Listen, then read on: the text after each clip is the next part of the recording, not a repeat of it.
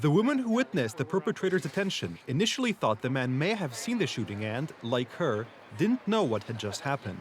Around 9 p.m., we heard gunshots coming from outside, and we didn't really understand what's going on. And then a man came in, and he looked very scared. The woman thought the man hid in the building out of fear. However, the truth turned out to be different.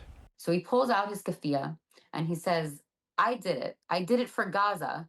Free, free Palestine. And he's chanting this. And then suddenly the police come in and they arrest him. Free, free Palestine! Free, free Palestine! According to Washington police, there may have been more victims. Prior to the shooting, the suspect was observed pacing back and forth outside of the museum.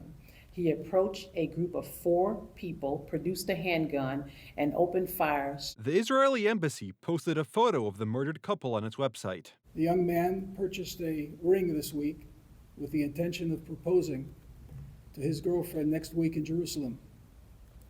They were a beautiful couple who came to enjoy an evening in Washington's cultural center.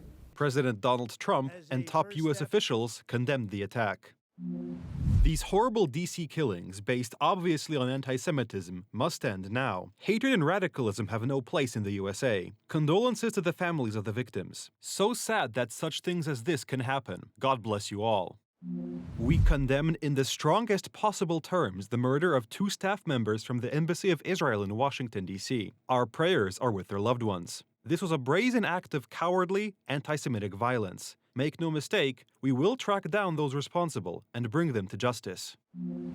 2 Israeli embassy staff were senselessly killed tonight near the Jewish Museum in Washington, D.C. We are actively investigating and working to get more information to share. Please pray for the families of the victims. We will bring this depraved perpetrator to justice. Prime Minister Benjamin Netanyahu has ordered the strengthening of security at all Israeli embassies around the world. Jerusalem residents are increasingly concerned about their lives and those of their loved ones outside the country. Anti-Israeli, it's basically the same.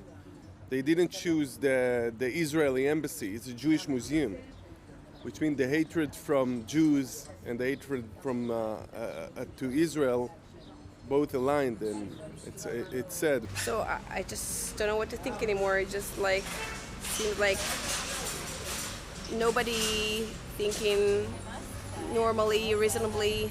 I don't know. I have to admit that I'm an Israeli, and it makes me feel like I'm afraid. I'm afraid to go abroad. I'm afraid to, I don't know where it's going to come from. I have kids. It's just going to make me afraid.